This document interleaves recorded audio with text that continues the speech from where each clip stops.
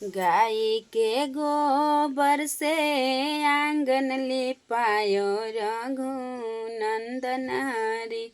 गांजा मोती चौका पुरायो सुनाए रघुनंदन हरि।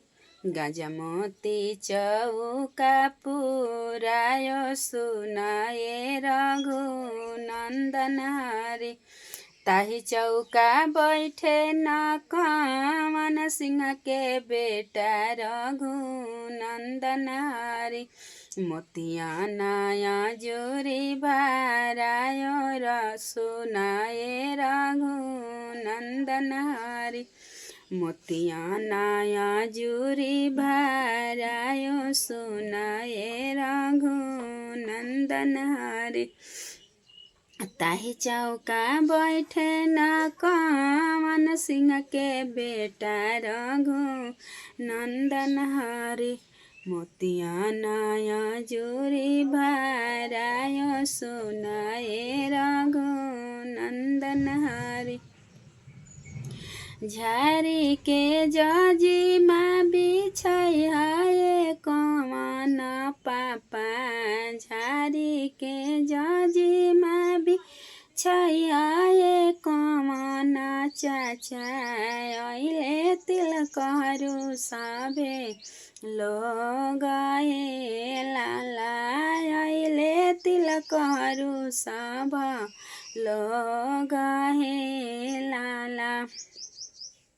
लंबी लंबी आजूरी पसारी हाय कमन भैया।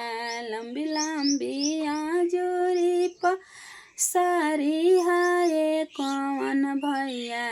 लंबी बाई जाता तो हार है लाला। लंबी बाई जाता तो हार है लाला। थोड़ा तिलक जन चढ़ाई हाय भैया के सरवा। थोड़ा तिलक जन चढ़ाई हाय भैया के सरवा। देखताड़े पटी पटे दार है लाला। देखताड़े पटी पटे दार है लाला।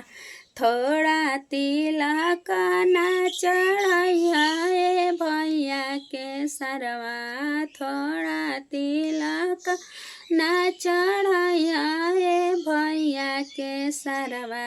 देखताड़े दर से याद है लाला। देखताड़े दर से याद है लाला।